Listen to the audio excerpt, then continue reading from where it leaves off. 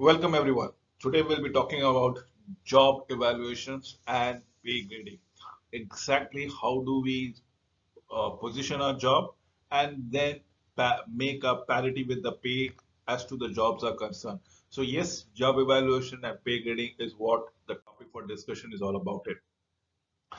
Job evaluation is a process of analyzing, assessing the various job in terms of its worth. Mind you, we are assessing jobs in terms, and how do we assess those worth? Let's say what are the complexity of the jobs that the incumbent has to undergo. How complex or how simple the job is, how routine or how non-routine the job is to ascertain their worth about it. Job evaluation is on the basis of the content, the placement, the importance, the order in the organization's hierarchy as what we are looking into it. So there is the checklist that needs to be marked around it as far as job evaluation is concerned. The following objectives are derived in an evaluation or in the analysis out here. Now we need to get data for a particular job, right? Gather data and information related to the job description, job specification, and the employee specification for the various job that is required so that it can be completed in a successful and a complete fashion. To compare the duties and responsibilities, demand of the job that comes around it. Many jobs would be very tiresome. Some jobs are very stressful. Some jobs require a lot of concentration. So that is what you need to understand to determine the hierarchies and the place of various jobs in the organization. As I've said it to you, the anagram of the organization, it will ensure how responsible a particular position is all about it and how you go about it sincerely to determine the ranks or grade of various jobs to ensure pay and equitable basis of relative worth or the values of the job. The minimum wage and discrimination based on sex, age, caste, region, religion, etc. These has to be done on the basis of analysis. Now, remember why this particular discrimination I have been trying to tell it to you. People from certain background will be strongly built, right? And some background will be quite fragile. So you cannot give a tough job to a fragile person, or probably a soft job to a very strong person, or physically demanding person. You need to match their experiences, expectation, and probably their expertise with the job that has been given to them, and thereby analyze, evaluate the job as to what is the job worth it for the person. If a fragile job is given to a tough person, believe me or not, execution becomes a nightmare. Similarly, vice versa will be the cases around it. So you need to do it, evaluate the jobs on the basis of hierarchy, on the basis of complexity, what are the ranks that has been ascertained into it, and so on and so forth. The role of job evaluation in an organization includes what? It can be excellent, it can be very good, it can be average, it can be duly stamped around it.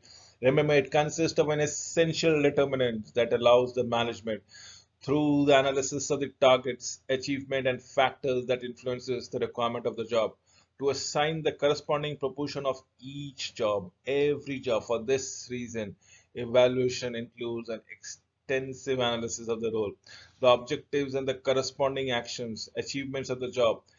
The outcome of this analysis is the establishment of the structure that aid the comparison among jobs and supports the evaluator to make consistent and a reasonable judgment in a job as the case might be.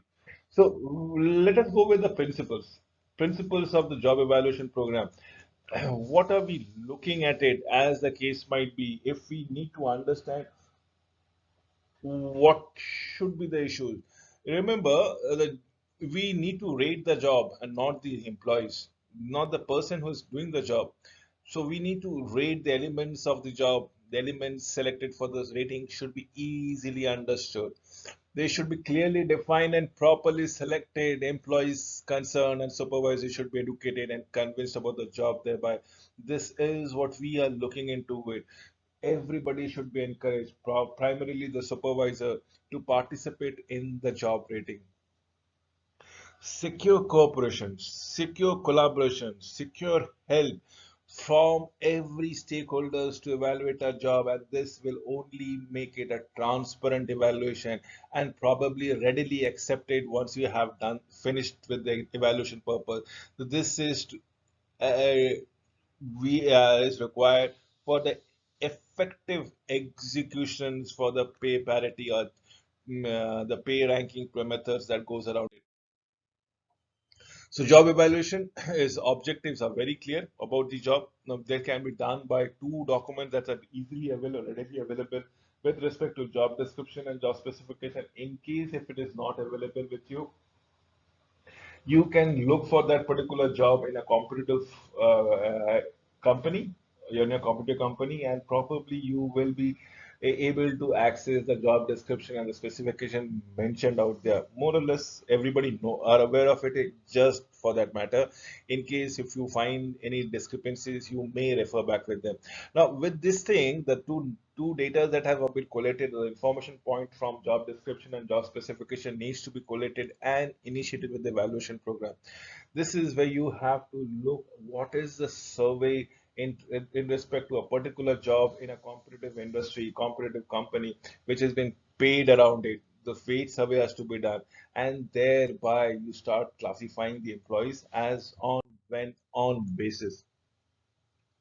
So job evaluation methods are non-analytical and analytical methods. So non-analyticals are ranking method and the classification method. Method designed on the basis of the job as a whole. What do we look into it? On the other hand, analytical methods are factor comparison and point method comparison. Method designed on the basis of the requirement and elements of the job as the case might be. This is what we are looking for a job per se. Ranking method. This is most one of the simplest methods and is also one of the most inexpensive method in ranking job. Why? Because you are simply prioritizing your jobs. Each job is considered as a whole and are given a rank in relation to all other jobs as to which are more complex and which are less complex, which are more easier and which are less easier or very difficult. As the case might be, let's say, and then probably group together. Probably then onwards, we can give the salaries as a part of it, as the case might be going around. Right. So we have, I'm giving you a sample things about an engineer, about the grades, about the office boy. The office boy has been given a poor grades as five, and probably there is something called the amount of money. It can be your dollars, it can be anything that has been paid on a weekly basis, monthly basis, or annual basis, as the case might be. The main disadvantage of this method is that it lacks substantiating data for later usage in justifying a particular position or relative position of a certain job. So this method may not be very successful for a large organization. And that is what we look into it. So let us come with a classification method altogether as far as jobs are concerned. Now we can do it on the basis of jobs, on the basis of people or teams with written standards for hierarchy of the classification level. It involves only matching a specific job with a list criteria in the predetermined labor grades. Each grade has a set money rate. What we are talking around it, the process developing description from the categories of job classes, grades, develop standards from each of the category by describing the key characteristic that these jobs actually command in the category, and if you can possible match those jobs category based on the similarities of tasks. Now, what are the similarities of tasks? If you look into it, there are certain jobs, for example, in a clerical job in a finance department or accounts department might be I'm talking about a clerical job or an executive job in finance department might be more or less similar to the clerical jobs and the executive jobs in the inventory department, the stores department, and the requisition department. Now they need not, they can be clubbed together, right? This is because their process is more or less the same. It is all about documentation that we're talking about it. So result jobs are classes as classified as managerial, official, clerical, executives. These jobs are assigned to this classification, and each classification can then be ascribed to a value as far as the pay grade is concerned, and that is how we evaluate a job as case might be. Remember, I'll give you advantages and disadvantages thereof. This is which is very important. So advantages, what are the advantages that comes in your mind as on when on basis? Jobs, people, teams can quickly be slotted into a structure. One of the best advantages. Classification levels have a face validity for employees. Standards to establish values are explicitly made. Disadvantages are many job, people or teams do not fit neatly into the classification level. We keep on doing about it. Extensive judgment is required. Difference between classification levels may not be equal. Creates status hierarchies within the organization. Extensive administration is required as far as disadvantage is concerned. Again, there are positives and there are negatives. Certain negatives are wherein you it's very difficult for you to classify a particular segment.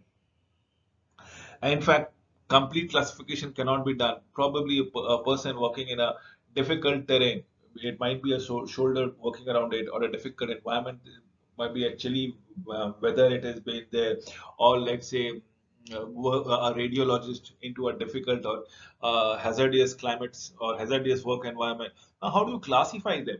So differences between classification may not be equal, may complete be not justified at all, and it creates a hierarchy within the organization.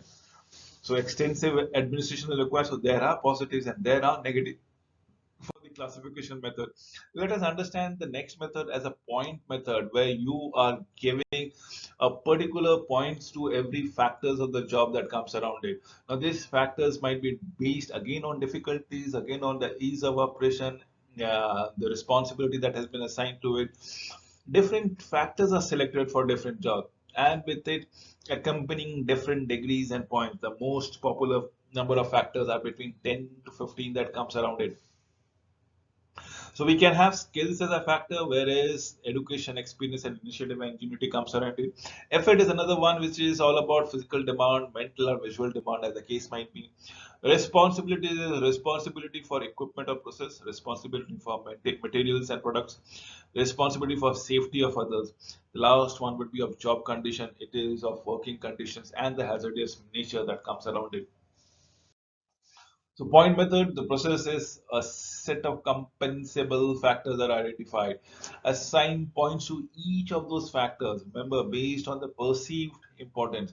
Now you have decided upon factors for a particular job based on your perception. What are the point system? What are the rating system that you want to award it?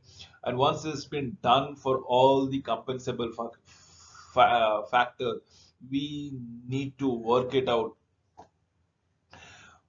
and assign weightage accordingly. And this can be made through a survey. You can do it on your own altogether. The ratings can be done out there. The weightage can be done out there. The points for each factors are total to form a score of a job, and this will give you the total weightage of that particular job. Probably now you can assign it to the forced ranking method and so on and so forth. Result jobs are then grouped or classified by total scores and assigned to a salary grades, so that jobs with the highest points would have the highest pay, as the case might be. And that is the whole point of doing the exercise of a point method system. I'm giving you a just an elaborations for you to understand. Remember, as a skill which we have told you about it in the previous slide, and the education experience initiative, the first degree, what are we talking around it, the second degree, the third degree, the fourth degree, as far as education are concerned, the fifth degree, and probably this is what you're going to map it. Effort similarly can be mapped around it and given a weightage, probably which you can be accumulating, multiply those weightage with the ratings, and then probably come with a total score of an individual of the job. Sorry, not of an individual, but for the job, and probably then rate that job, assign the weightage to the job, classify the job, club the job together in single classification, and then award certain kind of pay grades to the job classification. The factor comparison methods, this method is based on the assumption that all job contains some common factors, some other factors. Remember, we are all doing a job to earn a money. Definitely one of the objectives is more or less same. These factors may differ in different degrees to which they are present in a different job. Typically, the number of compensable factors are around 4 to 5, very small, right? Process select the best job as a benchmark criteria. Now, from there, rank the benchmark jobs on the basis of each compensable factor. For each of the benchmark jobs allocated, market pay across the compensable factors as the case might be. Determine the pay for each job by adding up the pay for each of those compensable factors.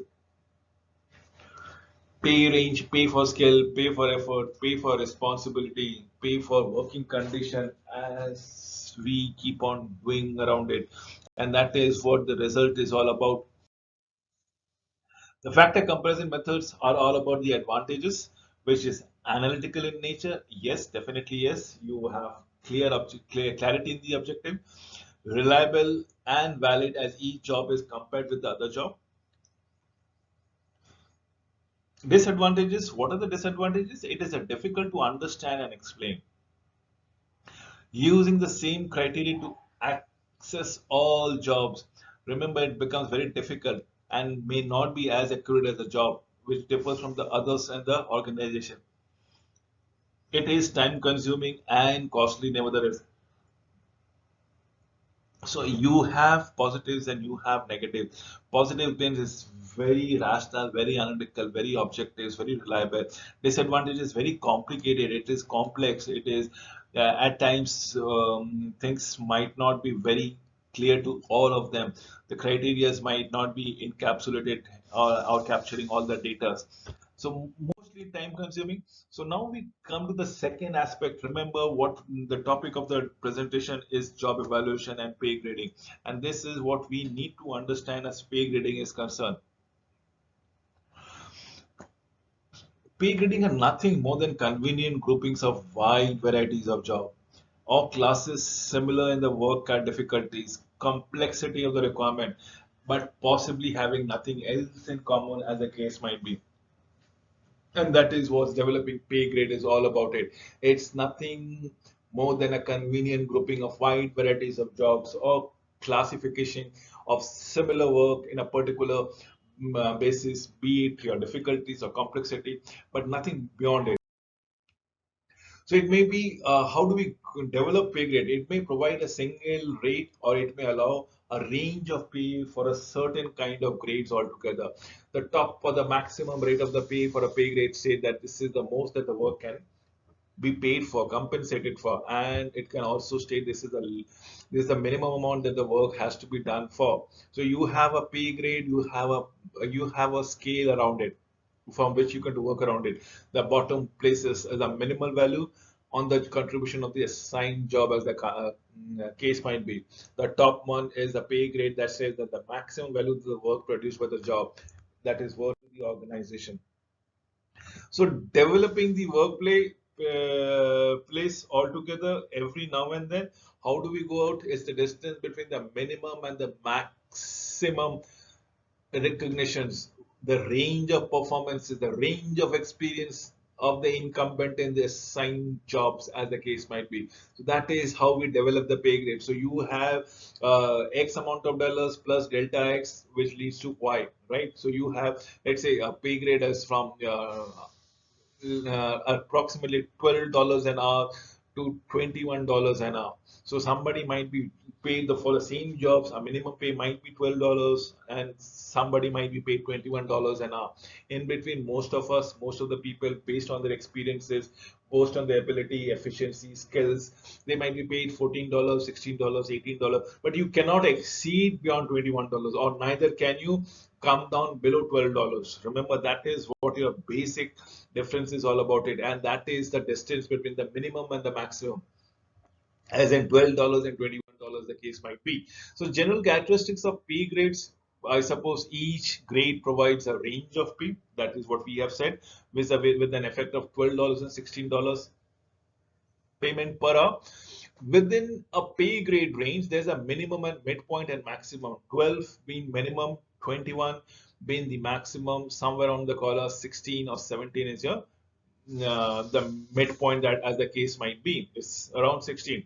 The range of the minimum to the maximum within the single pay may grade 20 to 100%. It is almost 80% or 85% of the minimum things, right? When we are talking about 12 and 21. 100% would be 24 be the maximum, right? The most common grade is about 30 to 50%, as the case might be. The single pay grade may vary from 20 to 100%, but usually it belongs in the range of 30 and 50%.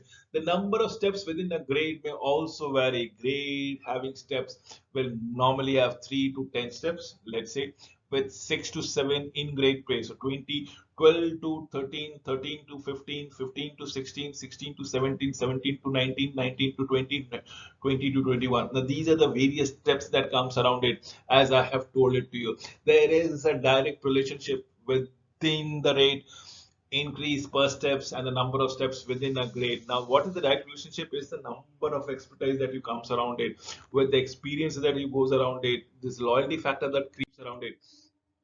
So we go about it. The midpoint of each pay grade is normally a constant percentage greater than one preceding it. The percentage normally varies from 5 to 10%, approximately when we say 13 to 15, and then comes around 15 to 16 and 16 to 17 as a pay mid page. So adjoining pay grade normally are overlapping.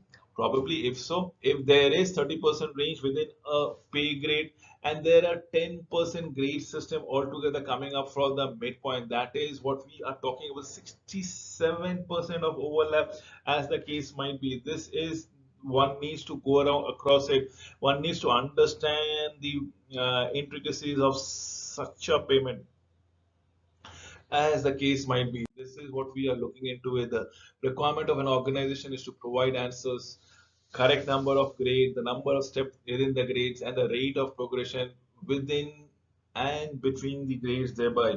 This is what we are looking for it. So number of pay grades to be included within a pay structures varies from circumstances, and there is no right numbers. Absolutely, there are no right numbers that comes across, as the case might be. How do you go across it? So we should wind up particular this presentations on job evaluation and pay grade with the conclusion that job evaluation scheme can be chosen. Yes, definitely can be chosen, but with due conscious, but due precautions. It should be devised and administered on the basis of the employment market, demands of labor, bargaining power, parities, and job condition. And that is where pay grading comes into place. This is what needs to be ironed out once and for all every time that we come across it. With this, I come to an end of this presentation. Thank you for watching this video on job evaluation and pay grading.